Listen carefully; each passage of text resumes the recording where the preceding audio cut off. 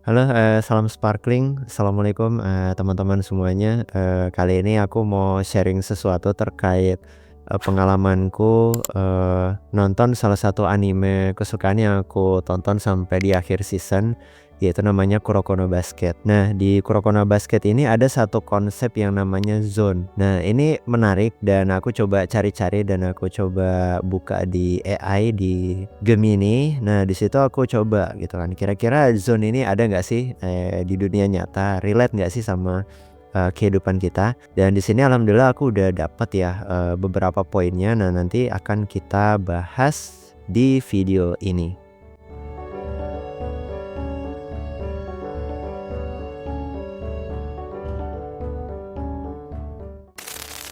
Nah, kalau aku baca-baca di sini itu, konsep zone di serial anime Kuroko no Basket itu representasi dari kondisi mental dan fisik di mana seorang pemain mencapai puncak performa mutlak. Nah, ini buat kalian yang nggak nonton, Kuroko no Basket ini tuh anime tentang basket. Yang jadi highlight dari zone ini adalah ketika seseorang itu dia mengorbankan sesuatu untuk satu, titik fokus. Jadi berbagai macam distraksi itu diabaikan semua sehingga dia itu bisa mengerahkan tenaganya itu 100% dalam satu, aktivitas. Nah, kalau kalian yang nonton ya animenya itu Aumi ini sama Kagami itu pas kelas itu saking fokusnya mereka itu head to head itu, penonton bahkan anggota timnya aja nggak dikasih oper gitu peran, sehingga mereka itu kayak main sendiri di lapangan dan itu bikin geger, satu lapangan. Bahkan ya di situ di wartawan yang ngerekam kejadian itu aja ya terengah-ngah-ngah. Nah, di sini tuh, analogi zone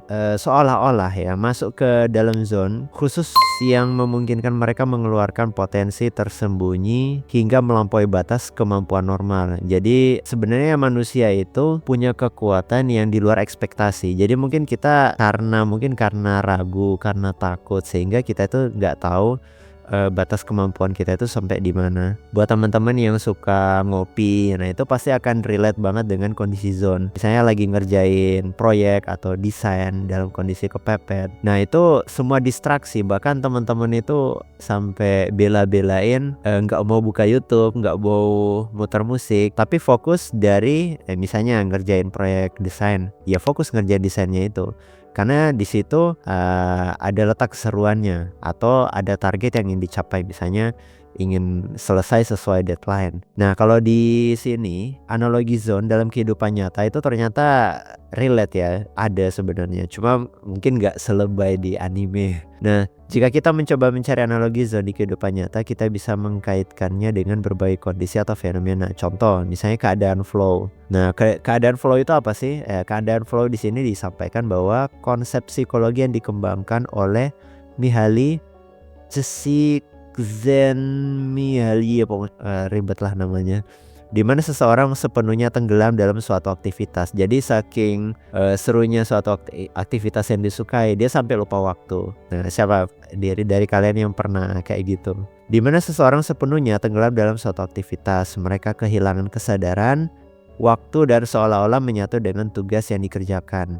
Ini bisa terjadi pada seniman yang melukis, atlet yang sedang bertanding, atau bahkan programmer yang sedang menyelesaikan codingnya. Nah, itu in the zone, istilah umum yang sering digunakan oleh para atlet profesional atau musisi saat mereka sedang tampil prima. Kondisi ini dicirikan dengan konsentrasi tinggi, reaksi yang cepat, dan pengambilan keputusan yang intuitif. Jadi gini, teman-teman itu sudah ahli gitu kan, sudah ahli di satu bidang.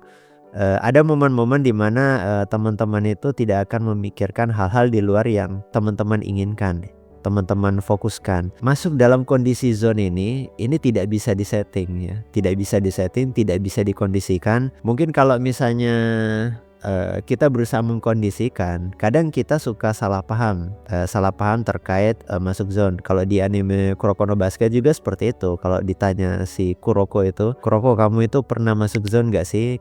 Katanya dia nggak ngerti zone itu apa, nggak, dan dia nggak pernah ngalami itu. Nah, akhirnya si Kagami itu baru sadar gitu kan bahwa kita itu sebenarnya tidak boleh bergantung kepada sesuatu yang sebenarnya bukan itu yang membuat kita itu jadi overpower gitu. Contoh misalnya kita itu ketergantungan sama kopi gitu. Nah jujur aku pernah jadi ketergantungan sama kopi, seakan-akan kalau misalnya aku tuh udah ngopi, aku tuh bisa menyelesaikan semuanya. Ternyata ada beberapa task yang aku tuh nggak ahli, udah ngopi pun malah tambah pusing ketika ngerjain task gitu. Tapi kalau misalnya sesuatu yang kita udah sukai, sudah ahli di situ, itu bahkan di luar ekspektasi kita bisa menyelesaikan task tersebut itu lebih cepat daripada sebelumnya. Contohnya kalau yang sudah aku kuasai itu misalnya mendesain sesuatu atau develop website, karena itu sudah task yang sering aku kerjakan berulang-ulang. Tapi kalau misalnya kita mau belajar sesuatu terus kita itu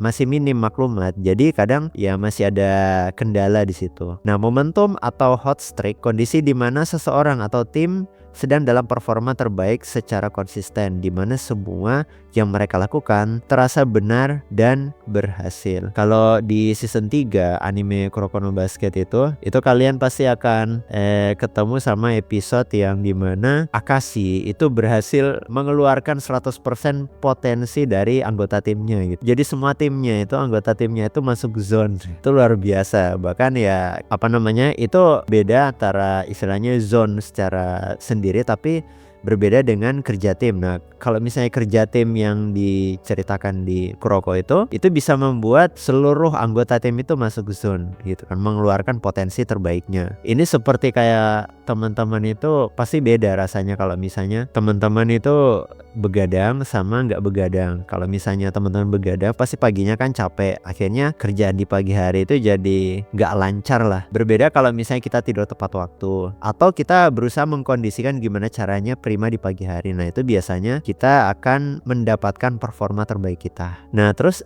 zone itu sebenarnya bukan sesuatu yang ajaib, melainkan hasil dari kombinasi beberapa faktor yang bisa kita latih dan kembangkan dalam kehidupan sehari-hari. Nah di sini ada tiga yang perlu teman-teman kerjakan atau latih.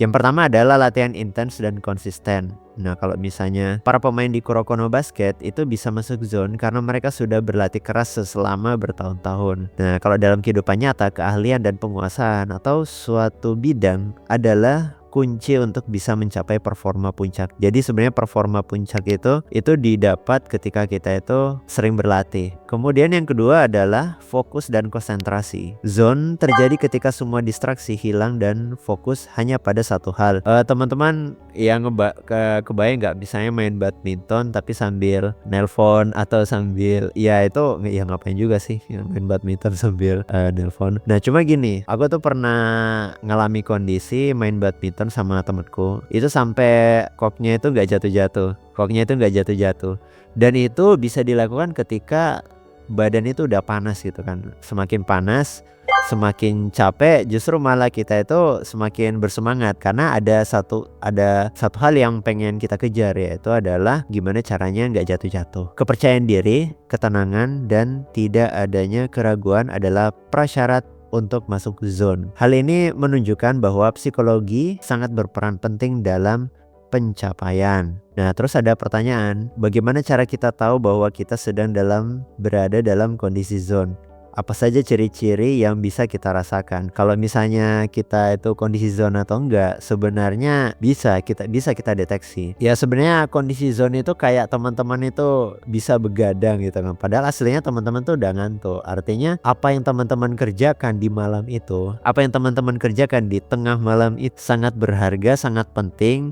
Dan teman-teman itu tahu nilai yang ada di pekerjaan tersebut, sehingga teman-teman itu mau mengorbankan waktu gitu kan, meskipun tidur larut malam. Ya contohnya pas aku ngedit konten-konten yang aku suka gitu. Nah ini ada satu pertanyaan menarik ya. Menurut kalian apa pengalaman paling mirip zone yang pernah kalian rasakan? Misalnya saat belajar, main game, atau melakukan hobi. Nah, aku skip semuanya kecuali main game. Nah, aku pernah main salah satu game itu namanya Mega Man. Mega Man X4, X5, X6, Mega Man. Ya pokoknya Mega Man. Dulu waktu kan belum ada emulator yang bisa kita itu save step. Meskipun kita itu game over berkali-kali, continue berkali-kali, sampai di titik kita itu tuh sudah terbiasa. Misalnya ngelawan boss gitu kan, kita udah bisa hafal setiap gerak-gerik, gerakan gitu kan, kapan dia bakal ngeluarin jurus andalan, jurus pamungkas, bahkan yang kita itu sudah hafal gitu kan, oh kita harus ngapain. Nah itu salah satu kondisi zone itu ketika kita itu sudah mulai terlatih. Nah itu contoh yang aku alami pas aku main game. Oke, terima kasih teman-teman Pure Sparkling Zunun Sulaiman yang udah mampir ke channelku untuk menyimak konten-kontenku. Sampai ketemu lagi di video lainnya. Assalamualaikum.